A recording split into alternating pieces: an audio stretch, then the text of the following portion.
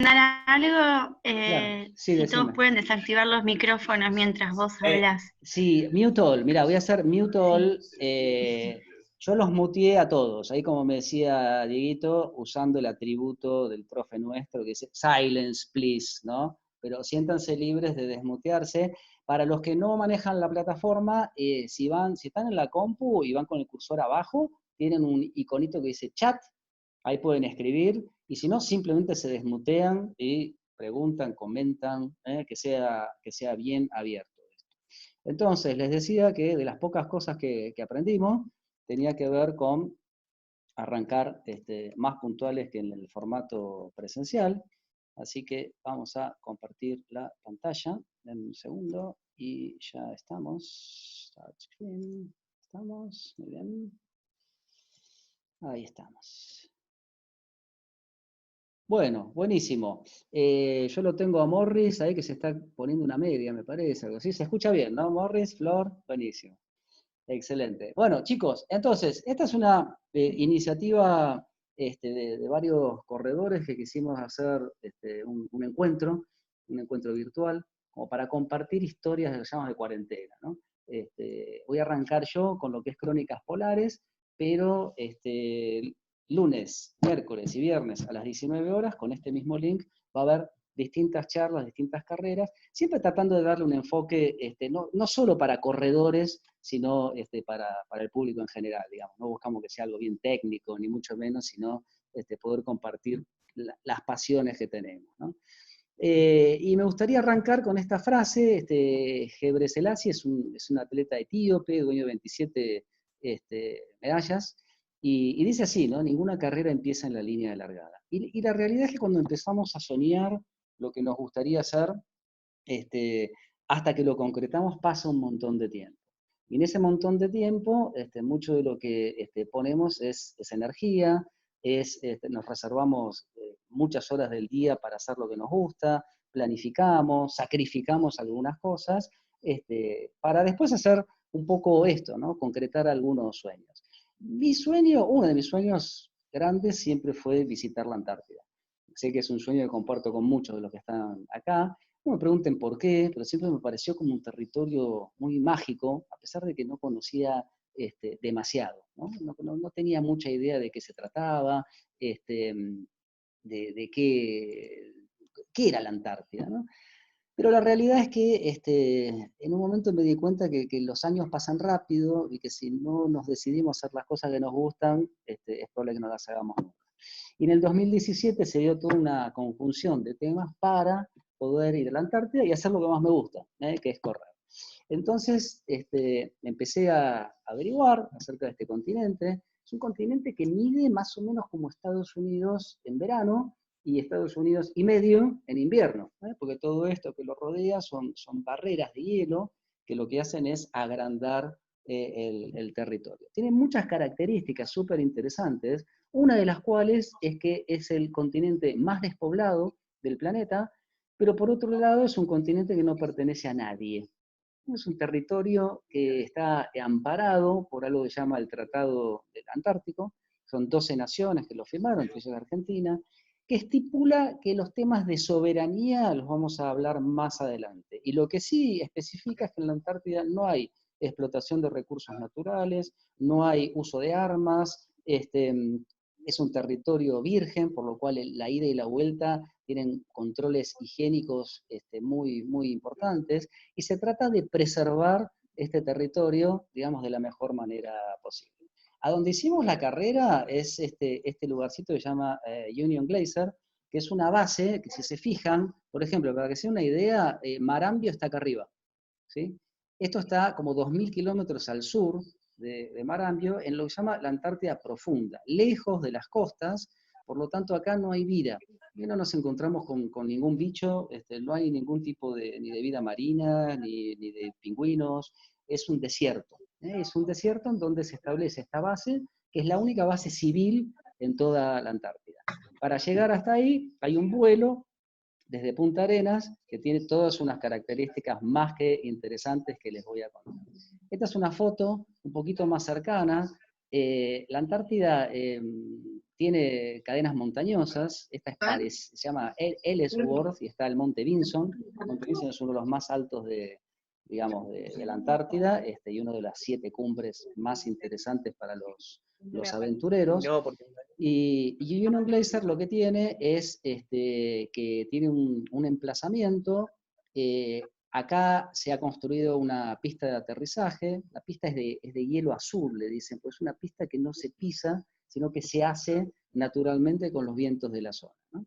Entonces, la única manera de llegar allá es a través de este enorme avión. Es un avión Ilyushin, es un avión de 4 turbinas, ruso. En realidad es de matrícula, creo que ucraniana, piloteo por rusos. Los rusos parece ser que son los mejores pilotos para hacer estas peripecias, porque la realidad es que aterrizar allá requiere de una práctica bastante importante. Tiene que darse condiciones muy particulares de visibilidad, contraste, etcétera, porque no hay torre de control. Imagínense que aterrizar esta bestia de 70 toneladas en una pista de hielo, uno podría decir, bueno, pero ¿qué pasa si esto sigue de largo, si patina, si pega un trompo, frenará, no frenará? Bueno, con todas esas dudas nos embarcamos con un grupo de corredores. Nosotros éramos 10, íbamos a hacer los 100 kilómetros de la Antártida, y había otro grupo de corredores que hacía una maratón. En total seríamos unos 60 más o menos a bordo de esta nave. La nave no se la imaginen como un 737 comercial, sino que fíjense todos los cables que hay por acá colgando. Es una nave que es mitad de cargo y mitad de pasajeros. La tripulación no habla una pepa de español ni una pepa de inglés. Me acuerdo que pasaban por ese pasillo con algo de comida, y bueno, te tiraba una botella, te tiraba un cacho de maní. Eran ex militares, los pilotos y la tripulación, ¿no? Lo que más te llama la atención al subir al avión es el olor a aceite, el olor a grasa. Parecía que estaba subiendo más una locomotora que a un avión. Pero sin embargo, esta bestia rodante, digamos, despegó de Punta Arenas, y nosotros ya veníamos vestidos prácticamente con toda la ropa del polo, una ropa que tiene cerca de 4 capas, que te va protegiendo como si fuera una capa de cebolla, y con botas térmicas especiales. Y la realidad es que te visten así.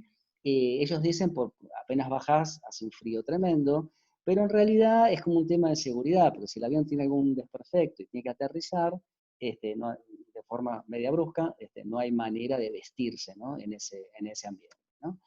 Esto es un poco lo que se ve adentro del avión, para que vean un poco la cosa precaria que tiene que ver. Yo me encomendaba a la Virgen y a todo, decía, bueno, este es el viaje número 80 que han hecho estos tipos, con lo cual vamos a llegar. Acá está el avión aterrizando en la pista de hielo azul. Es interesante cuando empieza a bajar y uno ve en la pantallita de adelante solamente una sombra, una mancha blanca, y un puntito negro, ¿no? Y el puntito negro es la sombra del avión que de a poco va agrandándose hasta que la cámara, digamos, lo toma la pista. Hay unas montañas ahí al fondo que uno dice, bueno, esperemos que pueda frenar. Y la realidad es que el aterrizaje fue uno de los aterrizajes más suaves que haya recordado. El que estaba sentado al lado mío, que ya tenía varios viajes a la Antártida, me dijo que los aterrizajes en la Antártida son suaves o no son directamente, ¿no? Bueno, pero nosotros llegamos bien, apenas bajamos, se abrió la puerta, y les digo que la fuerza del frío parecía todos los inviernos juntos, hacían 20 y pico bajo cero, más o menos. Como les decía, ya bajamos vestidos.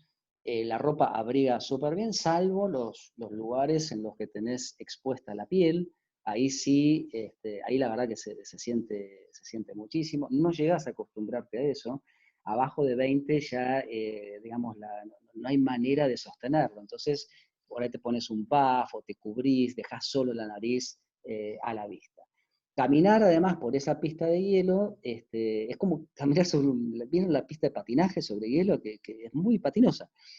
Así que tenés que ir con mucho cuidado con las botas. Ahí agarramos esta camioneta, que no sé si se ve muy bien, pero es una 4x4 que tiene 3 ejes, porque de la pista de aterrizaje hasta el campamento eran unos 6 kilómetros, que hacíamos de una manera parecía como una montaña rusa, ¿no? Empezábamos a pegar saltos en el camino ese, es un camino pisado, pero bueno, bastante turbio, digamos, ¿no?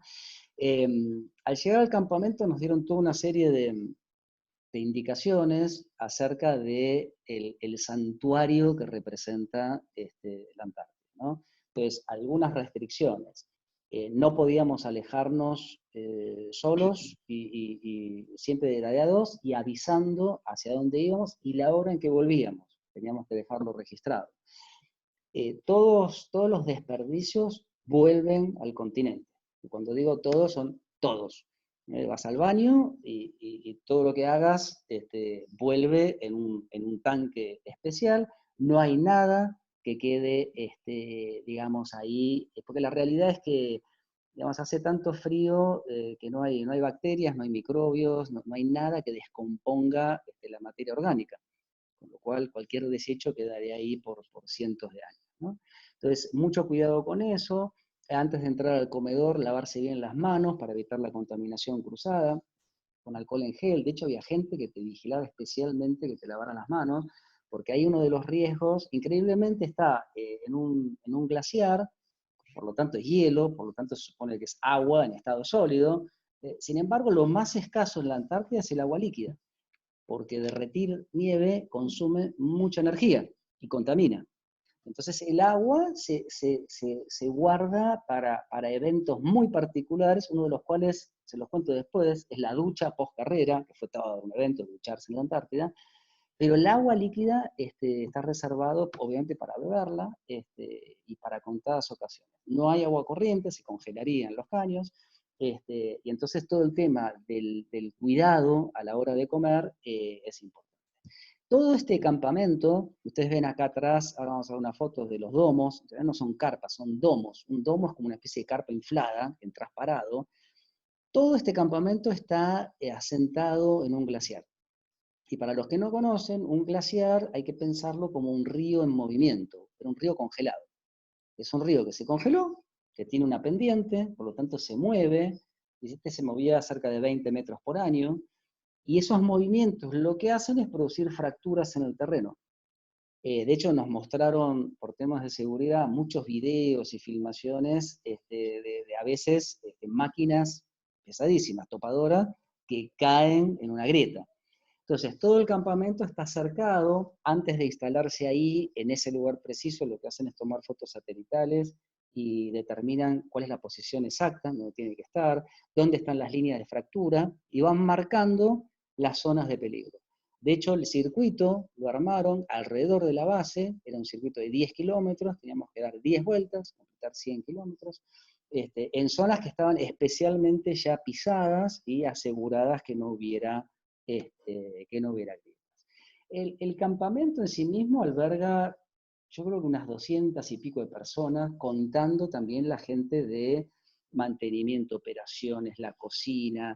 Yo creo que en ese momento seríamos unos 100 civiles, por así decir, y otros 60 o 70 gente de la organización. Hay un aeropuerto acá, que no es el aeropuerto en el que bajamos nosotros, sino otra pista para aviones más chicos, porque este campamento, que es civil, como les decía, es americano, además de hacer ciertas aventuras bastante locas, por ejemplo, subir el Monte Vinson, que está ahí cerquita, a 100 kilómetros, se hacen las expediciones científicas, expediciones al Polo Sur, que de acá está a unos 1000 kilómetros más o menos. Eh, tiene algunos eventos de investigación científica, etcétera, y está abierto unos 2 meses al año. Abre en noviembre y cierra en febrero, ¿no? Y lo que hacen estos avioncitos es además brindar asistencia a otras bases, llevando comida, alimento, etcétera, y rescates. Hay muchos exploradores que van por ahí, de repente tienen problemas, bueno, estos aviones van y los rescatan. Este es el domo, uno entra parado ahí, son domos muy generosos, por así decir. en lo que hace a la comodidad. Había 2 cuchetas, a mí me tocó dormir con un asturiano, que había corrido en el Polo Norte y fue uno de los que me contaminó con la idea de seguir la aventura. Hay 2 cuchetas con 2 bolsas de dormir cada uno, así de gruesas, con una posibilidad de dormir con -40. Adentro del domo es como una especie de invernadero, y yo les diría que estarían 0 grados, calculo, 5 bajo cero, una cosa así. Afuera estaba en 20, pero el domo es como que retiene el calor del sol. Obviamente todo el día es de día, el sol no se pone, el sol da grandes vueltas en el horizonte. Imagínense como si fueran las 3 de la tarde o las 9 de la mañana todo el día. Y lo único que hace el sol es girar y girar, pero ni sube ni baja. Esa es otra cosa ahí maravillosa. Estas tiendas que tienen como una forma así, medio de túnel, por así decir, son tiendas comunitarias. Los domos donde dormíamos estaban acá, y las tiendas comunitarias había sobre todo una cantina, en la cual en general cuando hace frío no saben el hambre que te da, y son cantinas que estaban abiertas prácticamente todo el tiempo, y la verdad que el morfi era increíble, había de todo el tiempo, porciones gigantescas, y la verdad que me las comí todas. No hay manera de decirle que no a eso. En forma graciosa, el único modo de comunicarse es a través de esta cabina telefónica. Esta cabina telefónica tiene un satelital, te daban una tarjetita, tenías que comprarla, y podías, creo que eran 5 minutos más o menos, que podías hablar a cualquier parte del mundo, porque no hay internet, obviamente no hay celular, no hay ningún vínculo de comunicación. De hecho, la base tiene algún vínculo medio remoto, y entran en contacto con lo que es el continente, con Punta Arenas, básicamente, 1 o 2 veces al día, pero es un lugar súper aislado. Este es el tanquecito, por así decir, en donde vuelven todos los desperdicios humanos, no queda nada de nuestra presencia. Esta es la cantina.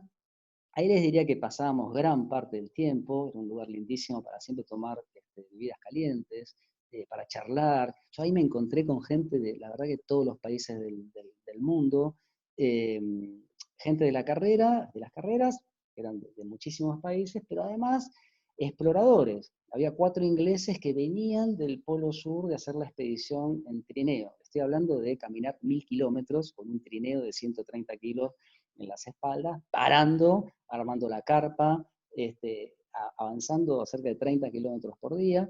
Me acuerdo que ellos venían del Polo Sur y se sentaron a una mesa al lado mío, empezamos a charlar, y uno de los ingleses, un flaquito alto de barba, con una cara así, bueno, obviamente, después de caminar todos esos kilómetros en 20 bajo cero, y se sirvió una parva así de comida, y yo digo, este pibe no se lo va a poder comer.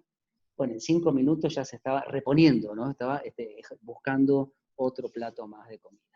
Pero bueno, llegó la carrera, de hecho, corrimos el mismo día que llegamos.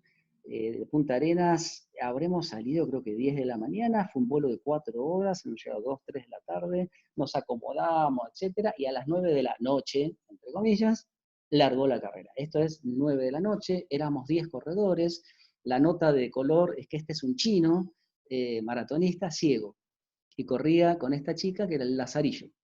Y corrieron juntos y se convirtió en el primer no vidente en completar los 100K. Y después éramos 10 locos digamos, de muchos países, que la verdad que fuimos a divertirnos, ¿no? Imagínense el circuito, que está rodeado de montañas. Estas son banderitas negras que marcan el límite de la pista para no generar problemas con las grietas. Entonces, claro, 10 tipos en un circuito de 10 kilómetros, al principio vamos todos juntos.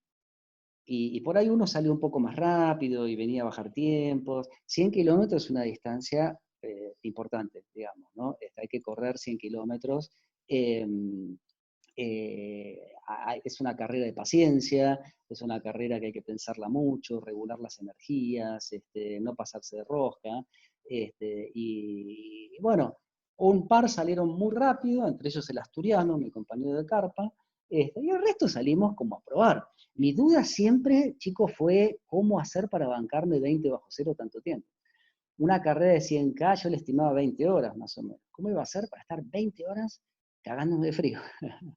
Si se preguntan cómo íbamos vestidos, la realidad es que íbamos vestidos muy parecido a una carrera de montaña. Esto quiere decir, los corredores lo saben, 3 capas en el torso, una piel sintética, un polar, una campera de Gore-Tex para el húmedo y la lluvia, doble pantalón y doble media y zapatillas que en general usamos para correr en la montaña. Nada más que eso. Doble par de guantes, digamos, ¿cómo se llama? Un buff y algo para proteger la cabeza, que es por donde más perdemos calor. Pero la realidad es que nada más que eso. Hay dos riesgos corriendo en frío. Un riesgo es abrigarse de más. Y en general muchos lo hacemos y por ahí, bueno, por miedo a los 20 bajo cero salgo abrigado. ¿Cuál es el riesgo de ahí que empieza a transpirar mucho? Y cuando corro, el cuerpo entra en calor, por lo tanto empieza a transpirar, y esa transpiración es líquido, que si me entra un viento frío, bueno, ahí sí tengo riesgo de congelación. El otro problema que a veces tenemos es vestirnos de menos, salimos demasiado desabrigados. Una regla que yo aprendí y que me sirve es empezar la carrera con un poquito de frío. No demasiado, pero un frío que por ahí sé que al poquito tiempo de entrar en calor, lo voy a poder regular. Yo creo que es mejor eso a no salir tan abrigado que empezamos a sufrir. Antes de largar tuvimos una charla técnica súper interesante, en la cual el médico de la base nos decía recomendaciones con respecto al frío extremo. Decía, hay que diferenciar el frío bueno del frío malo. Y ustedes dirán, ¿cuál es uno y cuál es otro? Yo pensaba lo mismo. Dice, el frío bueno es aquel frío que vos sentís en la piel, que sentís que está de alguna manera fuerte, pero que lo podés controlar. El frío bueno es aquel frío que si vos con movimiento, haces un poco de movimiento, desaparece, o lo mantenés estable. El frío malo es aquel frío que se te mete en el hueso, es un frío que ya es difícil de sacar. Entonces, uno le dijo, bueno, pero ¿cómo lo diferenciás, no? Parece fácil ahí. Y el tipo dijo, te vas a dar cuenta solo. Y los que han pasado procesos de hipotermia, que en general la hipotermia, lo primero que se congela son las extremidades, los dedos, porque el cuerpo va resguardando el calor hacia las zonas vitales, te dicen eso. Empieza a sentir el frío desde adentro, como si el hueso se les hubiera congelado. Entonces, con todas esas cosas en la cabeza, ¡pum!, yo seguía corriendo. Al principio, como les decía, íbamos todos medios en un pelotón, íbamos avanzando un poco, digamos, más o menos al mismo ritmo. Después, claro, seguimos, a medida que nos íbamos separando, bueno, el pelotón empezaba a soltarse cada vez un poquito más, y ya en vez de 10 o 8, ya éramos 5, y después pasamos a ser 4, y después pasamos a ser 3, y después pasamos a ser 2, y después me quedé solo. Y empecé a dar vueltas, y claro, yo decía, bueno, la ultra la tenés que manejar un poquito con los pies, pero mucho con la cabeza. Entonces iba descontando a medida que iban pasando ciertas señales del circuito. El circuito era una especie de óvalo que rodeaba toda la base. Y en una parte estaba la cantina esta, que nos habían puesto agua caliente, algo de comida, etcétera, y en la otra punta, del otro lado, había una especie de bote salvavidas, le decíamos nosotros, porque era una carpa que tenía una bolsa de dormir, que tenía termos con agua caliente y una radio, para aquel que quedó muerto por ahí pudiera pedir rescate y enseguida lo iban a buscar. Entonces mi carrera, a medida que iba avanzando, primero era contar los primeros 10K, los segundos ya son 20K, 30K, 40K, llegué a una maratón, y a partir del 50 empezar a contar lo que me falta. Entonces decía, bueno, no voy por el 60, me faltan 40, no voy por el 70, me faltan 30. Ustedes dirán, es lo mismo. No es lo mismo, porque para mí era como que ya empezaba a bajar la montaña, ¿no? Los 50 eran la cumbre y ya la empezaba a bajar. La verdad que es exactamente igual, ¿no? Pero a nivel mental no saben lo que sirve. Bueno, esta es una foto horrible, pero así se manifiesta un tipo después de 15 horas más o menos.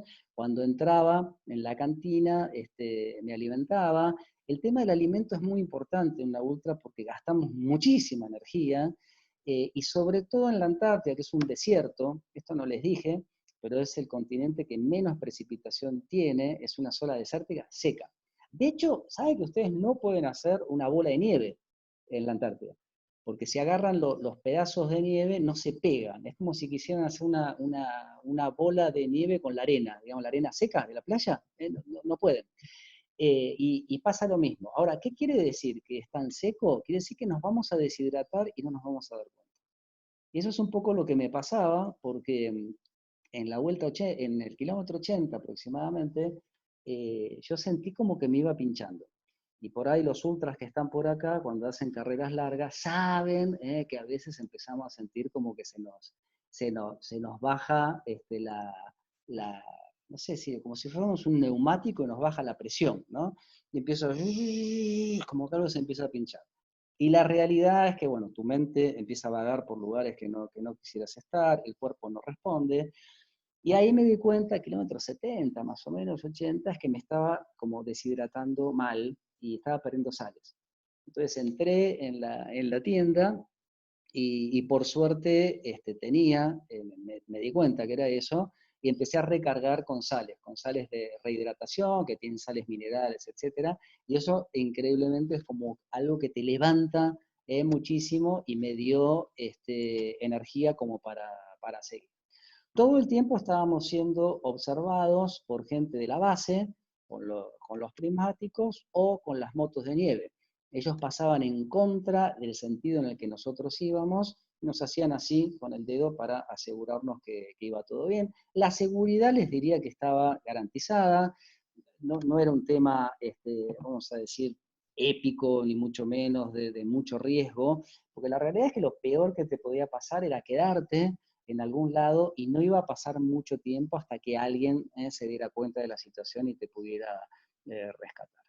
Así que ahí siguieron los últimos kilómetros, fíjense en las zapatillas, que son zapatillas de running de montaña, el abrigo es razonable, como les decía, de hecho acá ya estaba un poco con la campera abierta, las camperas actuales tienen como ciertos cierres que te permiten ventilar un poco e ir regulando la temperatura, y bueno, y 17 horas y 20 minutos después, más o menos de empezar, bueno, ahí cruzo la meta, y bueno, la verdad que fue una alegría de loco, ¿no? La verdad que no lo podía creer, haber terminado ahí, 17 horas, yo empecé 9 de la noche, ya ni sé qué hora era, porque el día era exactamente igual, el sol estaba en el mismo lugar, me acuerdo que había una chica argentina en la llegada, con la que festejamos, y me había preparado un mate que había llevado yo, ¿no? Un termo con mate, con yerba y qué sé yo, y al tomar el segundo ya estaba completamente congelado, ¿no? Esa es la temperatura que hace en la Antártida. Ahora, cuando llegás, después de las felicitaciones, la adrenalina y etcétera, empezás a enfriarte, empezás a enfriarte fuerte. Entonces la recomendación ahí de los médicos era andate a tomar una ducha.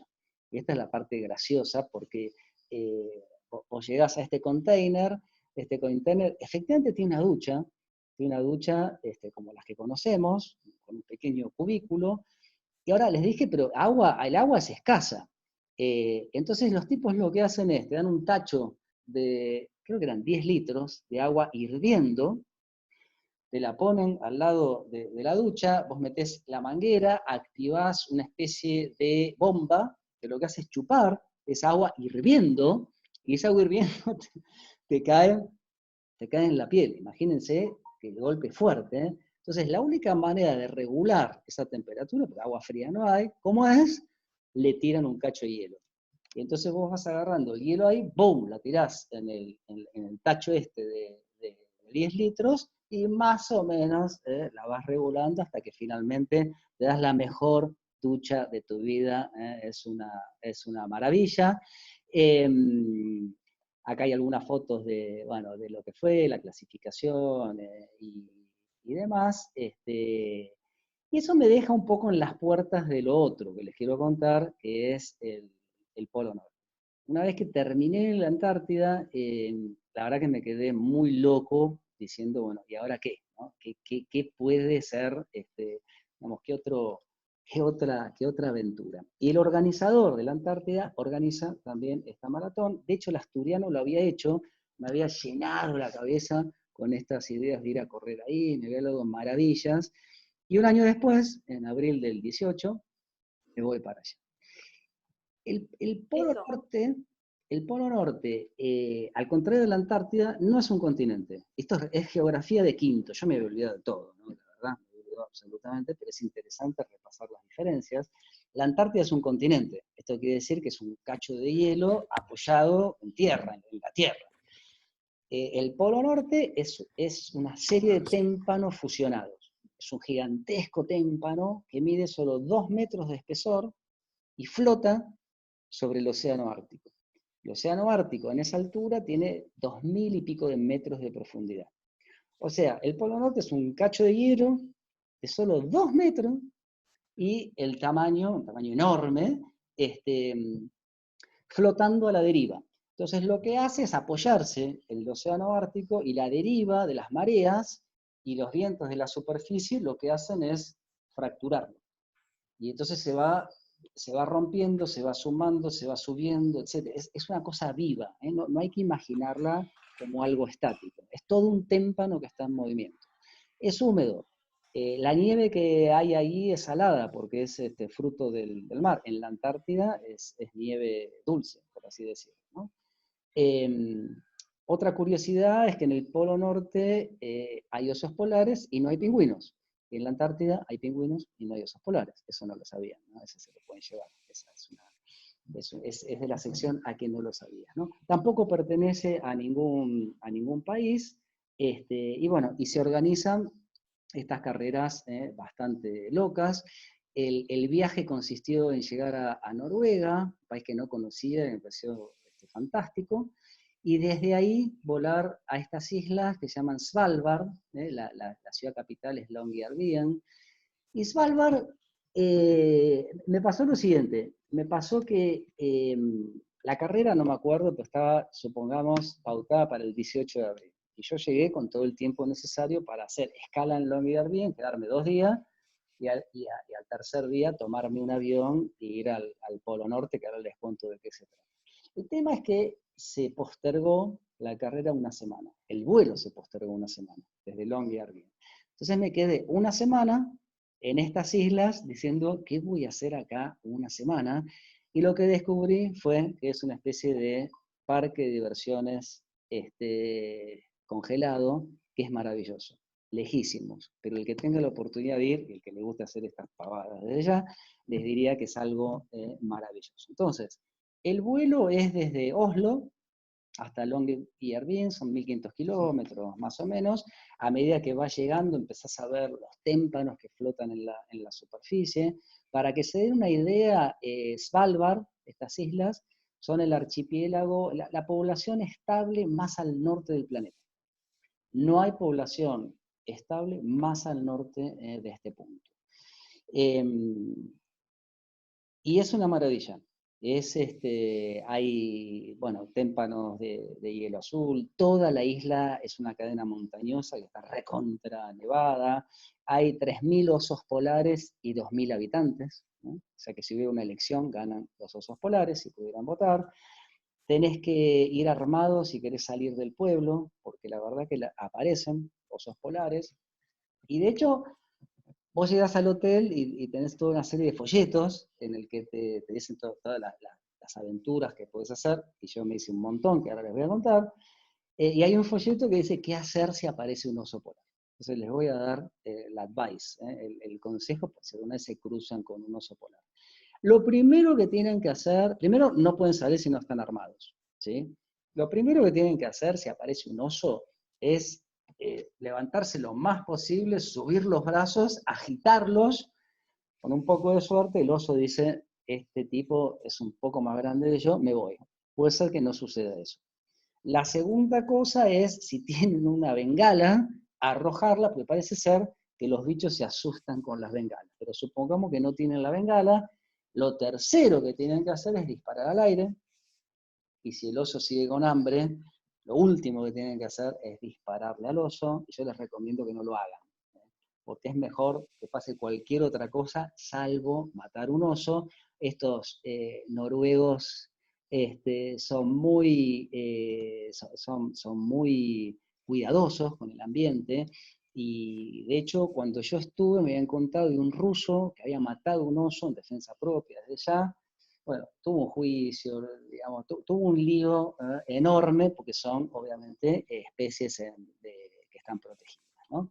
Entonces, Svalbard, uno diría que hasta ese momento Svalbard no significaba nada para mí. Cuando llegué, esta es la foto del hotel, la temperatura era de -13, pero la velocidad del viento era de 7 metros, no sé si es por segundo, no sé cómo se calcula esto, y lo que daba una sensación térmica de -22. Fíjense ustedes que un poquito de viento nada más casi duplica la sensación térmica, ¿no? Casi la baja al doble. También por la época que fui, era prácticamente de día todo el día, y como tenía estos días, una semanita casi, bueno, hice un montón de excursiones. Una de las más lindas fue en motos de nieve, una excursión de 150 kilómetros de ida y de vuelta hacia un lugarcito que se llama Pyramiden.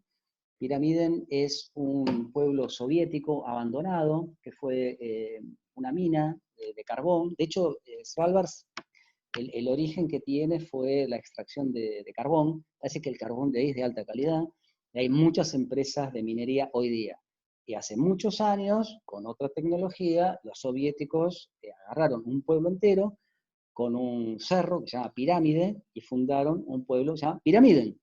Y el chiste es que cuando cae el muro de Berlín, desaparece el financiamiento, y una ciudad de 1000 y pico de habitantes desaparece. O sea, los edificios quedan, la gente se fue, y queda como una especie de pueblo fantasma. Y hacia ahí fuimos a verlo. En el medio pasamos por cascadas congeladas. Eran paisajes, les diría que eran tipo, yo no sé, como El Señor de los Anillos, ¿viste? Como unas cosas así que parecían realmente de otro mundo, ¿no?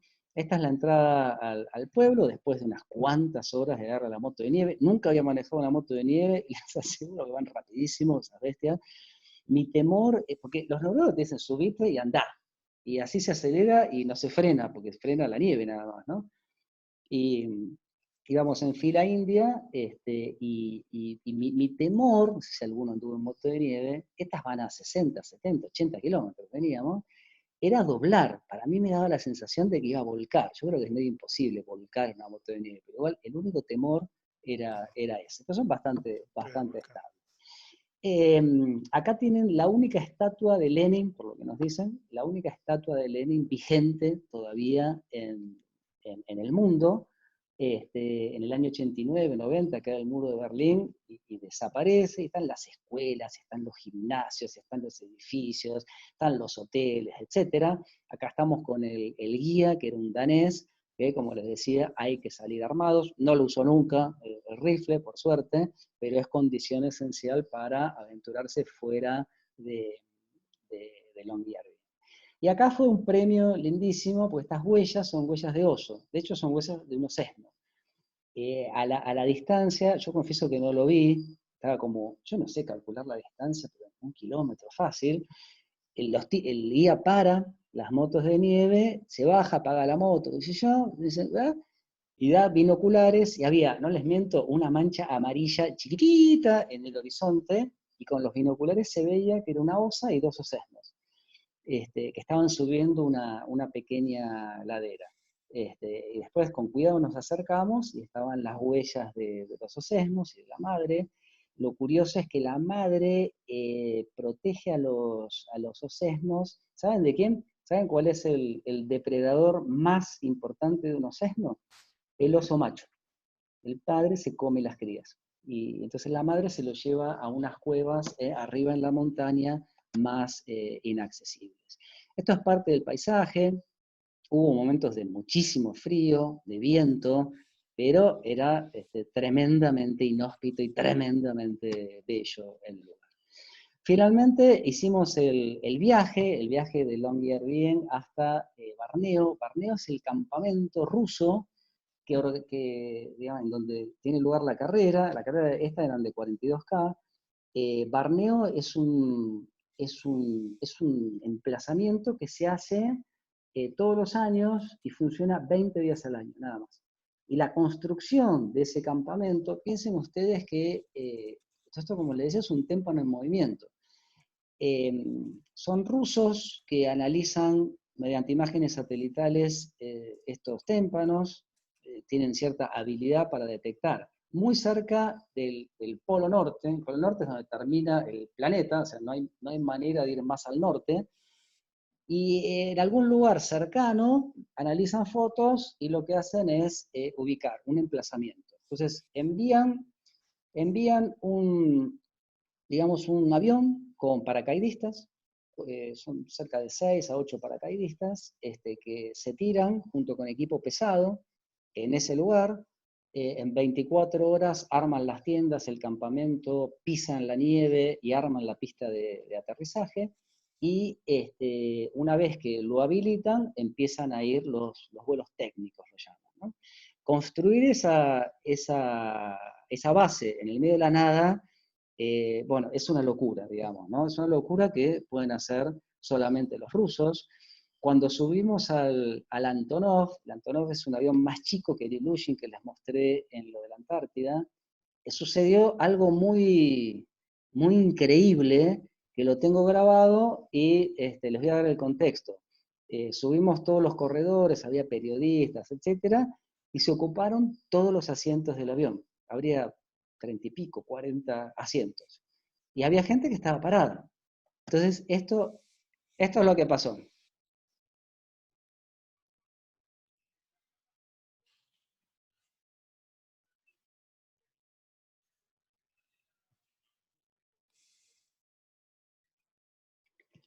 Esto quedó grabado y les aseguro que dos ingleses, viajaron en esa sillita en el medio del pasillo hacia el Polo Norte, nos matábamos de risa, y el que estaba al lado mío me decía, ¿sabes qué pasa, Chris? Que si el avión se cae, da exactamente igual donde esté sentado.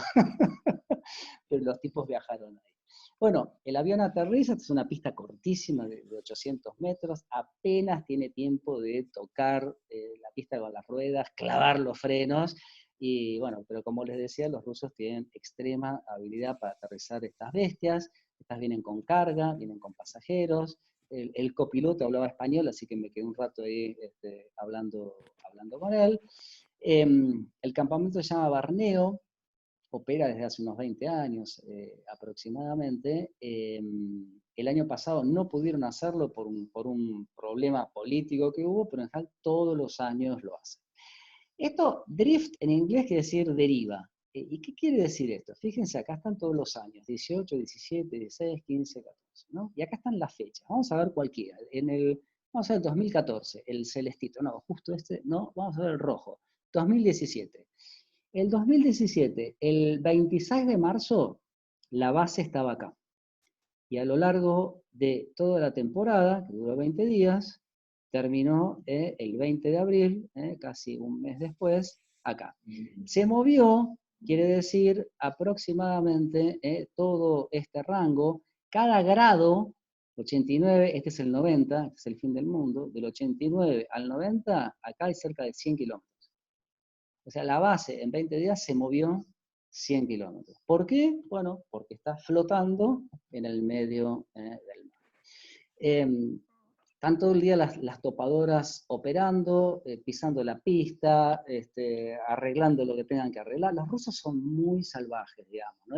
Eran todos tipo, lo que uno se imagina como un siberiano, tipos medios bajitos, fornidos, muy petacones, pero rudos. Por ahí estaban en remera, acá hacían 35 bajo cero, y los tipos se las recontra, acá, súper trabajo pesado.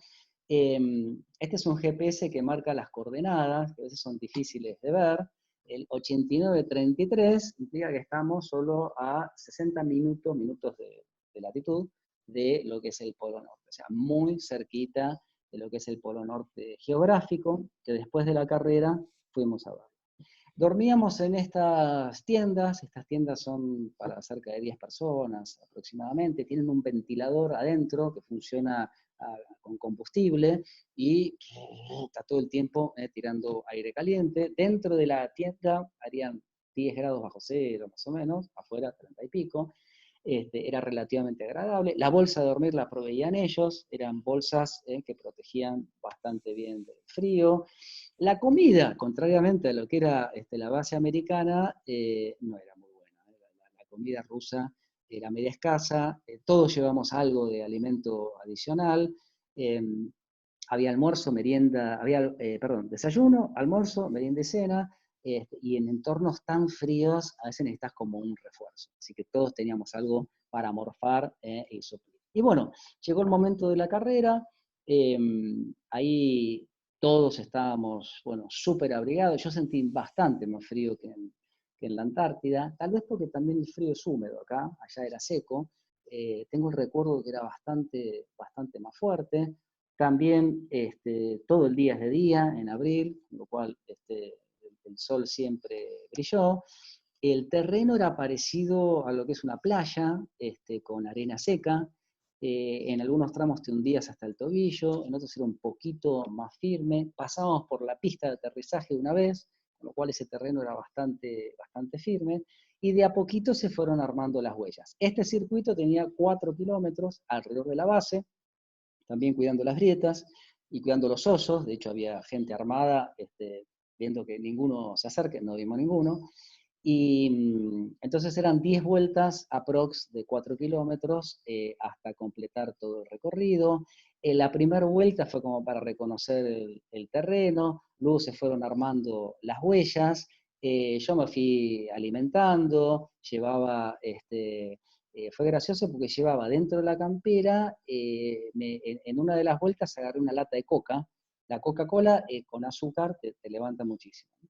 Y es bueno para tomarlo en carreras largas. Y no sé, la habré metido de la cantina, me la metí en el bolsillo, y a los 10, 15 minutos dije, bueno, me la voy a tomar, y estaba congelada. Ya se había congelado al 100%, lo mismo que un gel que llevaba. El gel es como una especie de miel, por así decirlo, que uno tiene mucho poder de alimentación.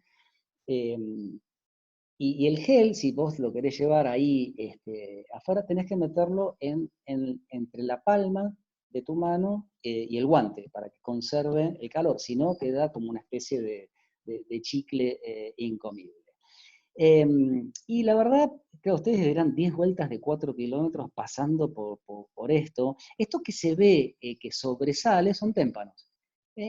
Una de las sorpresas que me llevé con el Polo Norte es que no es una pista de billar, es lisa, sino que está llena de promontorios, de fracturas. Es un paisaje así, salvo el lugar en el que estábamos nosotros en la pista. El resto es un paisaje así medio lunar, parecería, pero con muchos promontorios, ¿no? Bueno, hicimos las 10 vueltas, la verdad que uno no sabía en qué posición estaba, porque ya después nos confundíamos todos. Nos iban contando a medida que pasábamos por el arco inflable.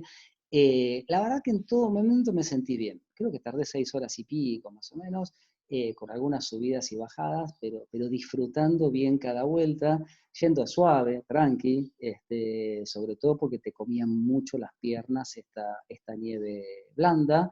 Y bueno, y llegamos al final. Este es el que ganó, es un griego, que hizo un carrerón. Acá estoy terminando, yo la terminé, la verdad que muy contento, con muchísimas ganas de haberlo hecho, feliz de estar ahí en ese lugar.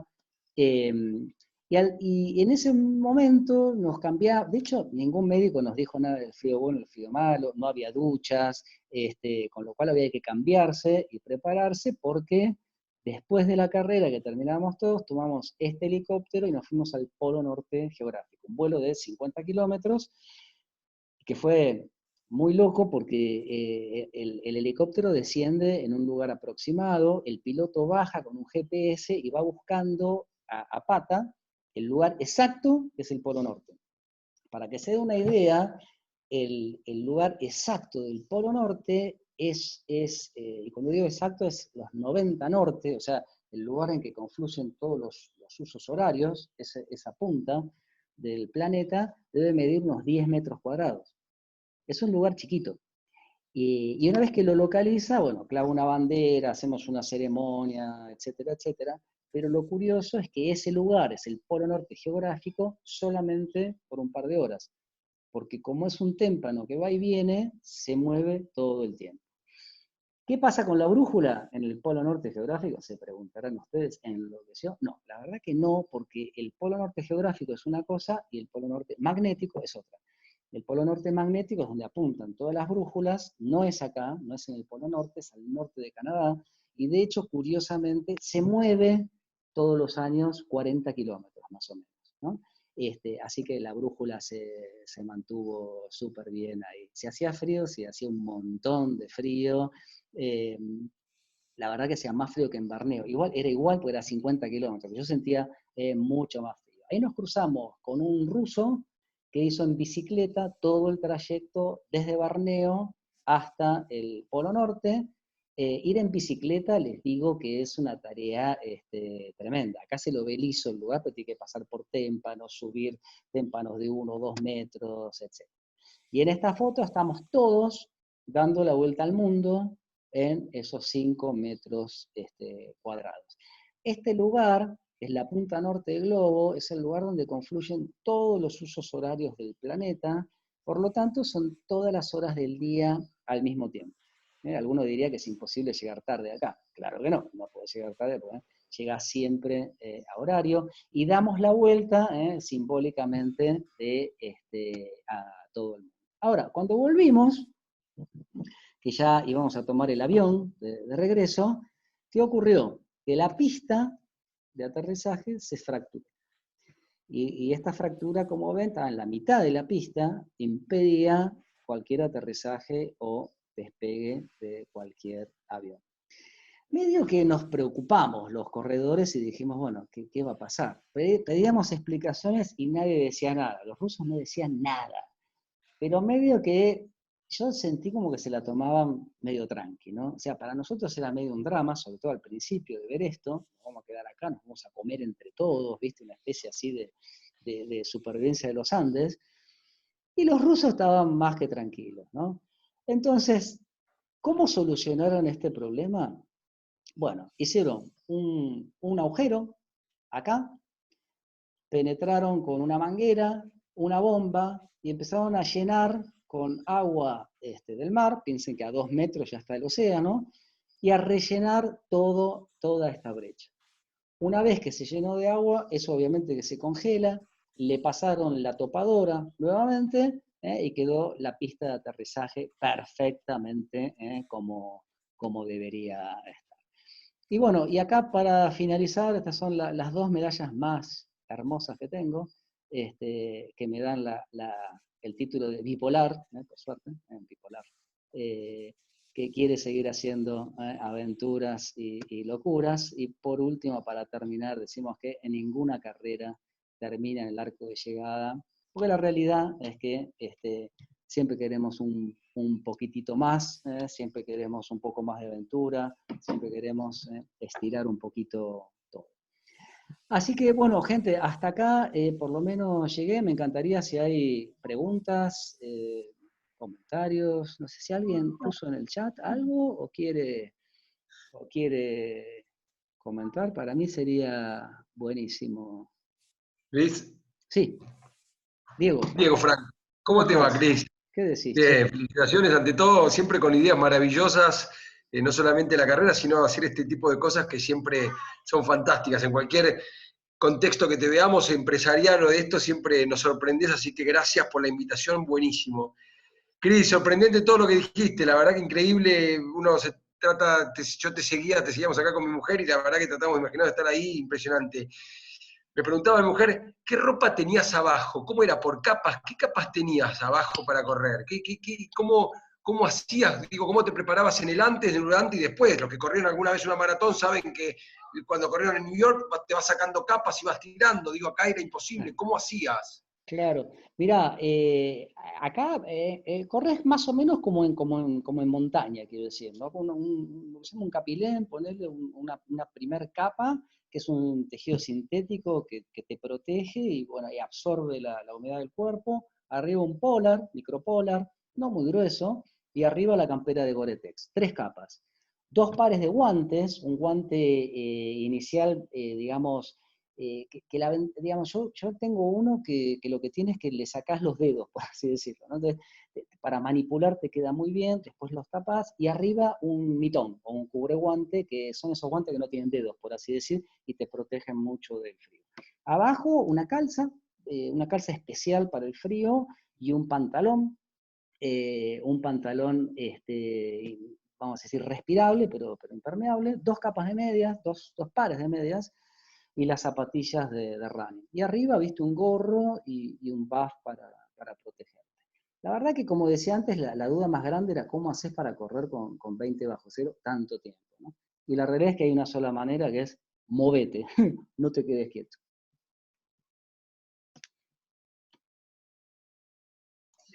Cris, excelente.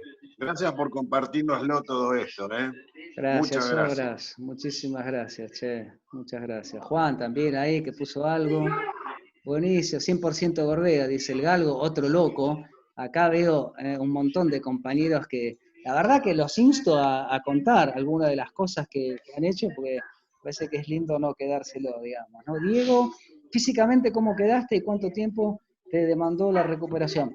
De los 100K quedé más roto, ¿viste? Por 17 horas, la verdad que sí, quedé con esa sensación de no quiero más hasta que quiero más. Me acuerdo que terminé en la Antártida, ya no me acuerdo a qué hora, pero viste, terminás con el excite, viste, de estar bien para arriba y festejando, y qué sé yo. Encima había franceses que trajeron chupi, trajeron alcohol, viste, qué sé yo. Y me fui a dormir y dormí 12 horas seguidas, ¿no? Dormí 12 horas seguidas y la verdad que, bueno, que no daba más. Y aparte me metí en la bolsa y me desconecté, ¿no? Y se me apagó todo y me desperté 12 horas después con el cuerpo totalmente dolorido, esa sensación que tenemos cuando terminamos de correr y estamos rotos, pero felices. Y tardé unos 10, 15 días más o menos en recuperarte. Del polo me parece que del norte fue como un poquito más rápido, Diego, ¿sí? Porque era menos distancia también, ¿no? Acá Mariano me dice, entonces lo de la tierra hueca y los agujeros en los polos queda descartado. Y sí, y tampoco es tierra plana, ¿eh? Es cierto, Mariano, ¿eh? Te das cuenta que el mundo es redondo, ¿eh? Claro que sí. Mariano dice, ártico viene del griego oso, anti-ártico es por oposición, por no haber osos. Bien, esa no la sabía. Buenísimo, buenísimo. Pregunta, Flor, ¿alguien desistió en alguna de las 2 pruebas porque se abandonó? ¿Decís, Flor? ¿Dónde está Flor? Sí, quería saber si alguien no aguantó y desistió. Sí, no hubo abandonos. La Antártida te da una ventaja. De hecho, les digo, fue la última vez que se hizo los 100K en la Antártida. Eso ya está bueno para decir, bueno, para tener ganas de hacer algo, hacelo, porque después por ahí no se sabe si se hace. Y te da 24 horas máximo para terminar. Y la regla, por lo menos cuando yo la corrí, 2017, la verdad que todos los que empezamos la terminamos, y en el Polo Norte también. Son pruebas que son, me parece, como muy duras como para meterle, viste, cortes de tiempo y qué sé yo, y la idea es que lo puedas terminar, digamos, no es exigente desde el punto de vista de los cortes, ¿no? Carlos Milián, Lana Merino es una buena opción para primera capa. Carlos lo conocí en Punta Arenas, la corrió también. Carlitos, no sé si estás por ahí, 2016, creo que la hiciste junto con Milian, me parece. Y me llevó a una tienda impresionante y terminé de comprarme cosas allá. Lana Merino sí que es muy buena. Hernán me dice, Cris, ¿cómo fue la preparación mental para los 100K? Buenísima la pregunta. La verdad que los que corremos mucho, le damos bola, digamos, al entrenamiento mental, ¿no? Me parece que es algo que está ganando terreno cada vez más, no es solo físicamente que terminás 100K, hay mucho de cabeza, y digamos, me parece que parte de todo esto tiene que ver con, yo digo, como desarrollar la voluntad, ¿no? Muchas de las cosas que yo aprendí a hacer, y acá veo unos cuantos que también lo hacen, es disciplina, ¿no? Ponerse rutinas, cumplirlas, estar hasta obsesionado, digamos, con el entrenamiento. A mí en lo particular no me cuesta, porque es algo que me gusta. Al galgo se caga de risa porque también le gusta. No es algo que sufrimos. Yo lo que aprendí para el entrenamiento mental es hacerlo aún sin ganas, Hernán. Una de las trampas de la mente me parece es que no tengo ganas, lo voy a hacer cuando tenga ganas, ¿no? Y la realidad es que si vivimos en ese mundo de postergación, probablemente no hagamos nada, ¿no? Y una de las cosas que me enseñó el running es salir igual. Porque yo la verdad entreno como perro, ahora en cuarentena también, no les puedo contar, y la verdad que la mitad de las veces no tengo ganas de salir a correr. O sea, el 50% de las veces salgo sin ganas. Lo que pasa es que ya estoy tan habituado a que las ganas me vienen a los 500 metros que no le doy bola a eso, digamos. No es un tema estar motivado, ¿viste? No es un tema que tenga ganas o no tenga ganas. Hay que hacerlo. Lo hago porque me gusta. Además, amo la sensación que tengo en el cuerpo después de hacerlo, ¿no? Entonces me parece que un poco lo que nos caracteriza a los runners de larga distancia, me parece que es un poco la persistencia, ¿viste? Ser un cabeza dura, ser un tipo testarudo, ¿no? Básicamente un tipo testarudo. Bueno, felicitaciones. La verdad que sí, me imagino 100K en la Antártida. Por eso te preguntaba, me parecía algo a entrenar, ¿no? La cabeza te debe jugar en algún momento en contra y seguir corriendo pese a todo, pese al clima, pese al cansancio, pese a que no sabes con qué te vas a encontrar. Bueno, felicitaciones. Gracias, Hernán. Sí, a veces la cabeza te juega en contra. A mí en Antártida yo tuve mucho frío, creo que la quinta vuelta, me parece, empecé a sentir 2 dedos congelados, ¿no? Y la verdad es que no sabía si era el frío bueno o el frío malo, ya a veces no sabe distinguirlo. Y entonces ahí la cabeza por ahí me empezó a jugar como, no vas a perder los dedos, vale la pena, y viste, yo ya me conozco y sé que a veces como una cosa media rumiante que te empieza, viste, a dar vuelta. Pero de alguna manera decía, bueno, vamos a generar el movimiento, empecé a bracear con más fuerza, y bueno, a ver qué pasaba, digamos, ¿no? Y yo creo que estás ahí como siempre un poquitín en el límite, si te gustan estas cosas, como que te gusta, viste, forzar un poco. Y bueno, y el caso es que estos 2 dedos volvieron digamos, a su temperatura normal, era un tema de braceo, y era un tema de movimiento. Yo venía de parar en la base para tomar algo caliente, y me quedé demasiado tiempo. Y nuevamente, dicen que la peor, digamos, lo peor que le puede pasar a un ultra es una silla, ¿no? Encontrar una silla. Porque cuando encontrás la silla te detenés y ¡pum! Y el cuerpo baja revoluciones, la mente se aquieta, ¿no? Entonces, mantener el ritmo parecería ser una buena estrategia, por lo menos para mí, ¿no? Cheche, son muy exigentes los requisitos para poder anotarte, estar básicamente loco y no pasar el psiquiátrico.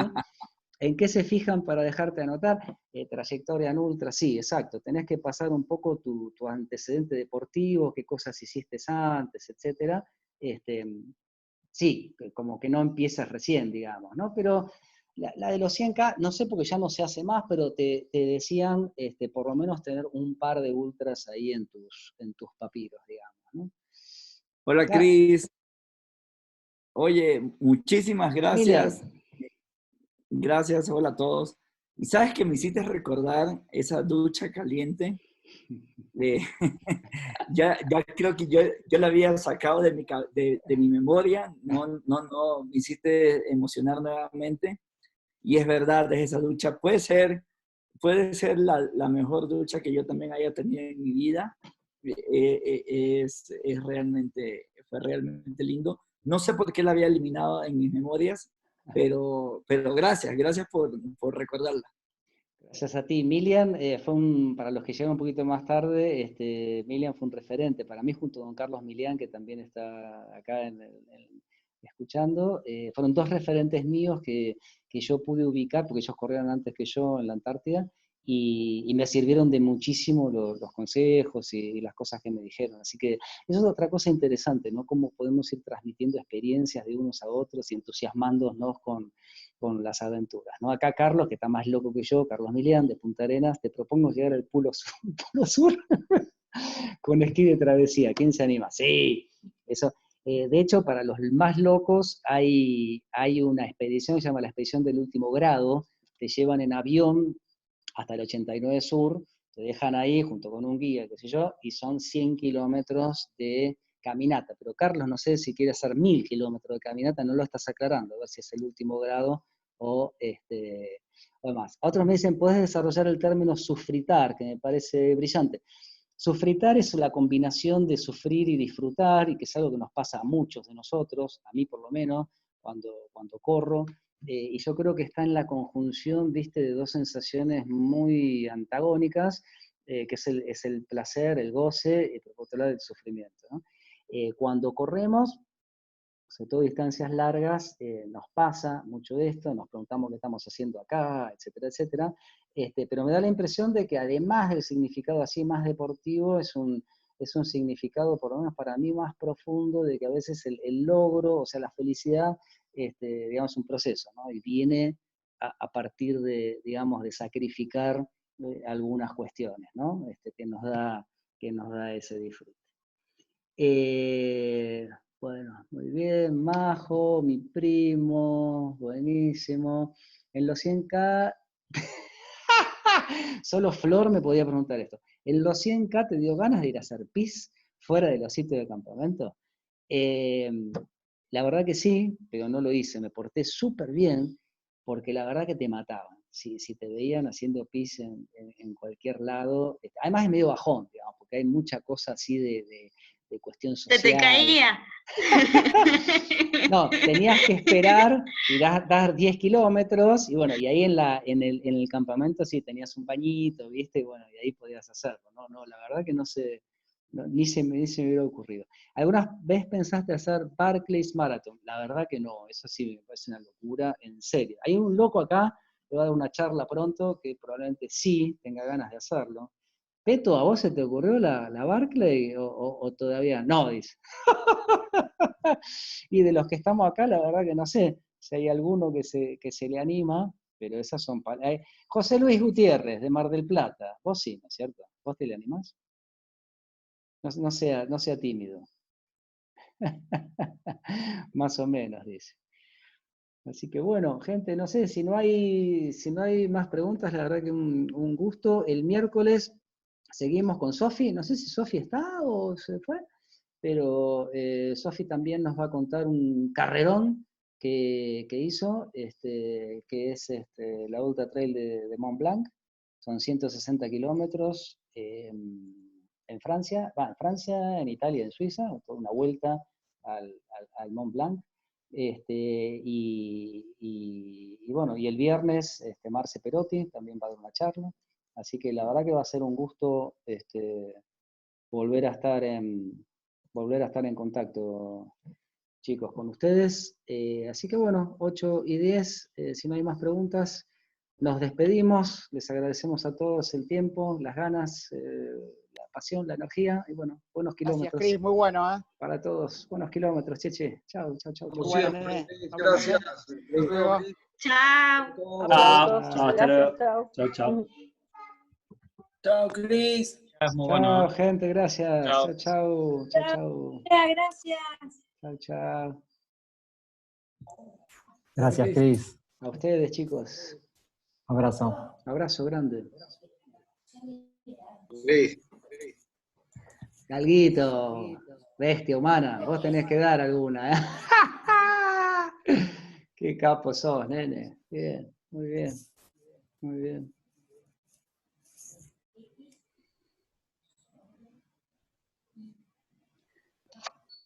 Bueno. La rubia se fue, ¿no? La vi en un momento a Sofi. Marce, vos no la... No, yo no la veo, ¿no?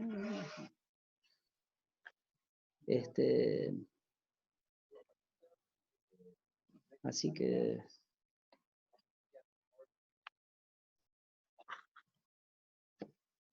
Max, chao Marce.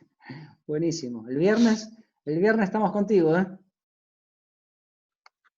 No se escucha, ¿eh? Aquí estamos. Ahí está, buenísimo. ¿Qué haces, Max? ¿Y vos te sentiste ahí a gusto con tu territorio favorito? Sí, muy a gusto. Me enganché un poco atrás porque estaba en medio del laburo. Ah. Así que mandé a la mierda un rato el laburo. Además, tengo que reconocer que tuve que aprender a usar esta aplicación. Ah, sí. Con lo cual, voy a confesarme públicamente, tuve que llamar por teléfono a mi hija y le compartí la sesión a ella. Le dije que ella entre también con invitada y teléfono fijo de por medio, ella con su celular, yo con el mío, me iba diciendo, hace esto, por no decir, no seas viejo choto, hace esto. Bueno, bien, pero pudiste, Max, eso es lo importante. Bien. Entre laburo y torpezas logré conectarme exactamente al principio del capítulo 2, luego de la pausa para comer mañez e ir al baño, empezó la parte 2 de la película, que era la versión ártica. Bueno, bien, buenísimo, gente. Así que, bueno. O sea, que estaba a punto de preguntar eso mismo, si te había ocurrido en el norte también de sentir la sensación de un par de dedos azulitos, digamos, ¿no? Sí, pasa, eso pasa, claro que sí. Sí. ¿Qué más es seguir? Sí, ahí la veo a Juli. Juli tiene un oso de Svalbard. No sé si lo tiene todavía a mano, Marce. Pero Hola, ¿me escuchan? Sí, perfecto. Sí, tiene el osito y se duerme con el osito muchas veces, ¿no es cierto, Juli? ¿Qué hace Juli? Qué grande, el abuelo ahí saludando, ¿viste? Muy bien, Juli. Yo tuve problemas ahí para entrar, no podían meter el micrófono y después esta se quiso jugar, así que no pude seguirte, pero bueno, acá estamos. Ah, bueno, buenísimo. Bueno, gente, genial, che, gracias por compartir esto, che. Gracias, Cris, por invitarme. A ustedes, che, bueno, que sigan bien. Buenísimo. Buenos kilómetros para todos, Gracias, Gracias. Gracias por todo. Chao. Chao. Muy bueno. Bye.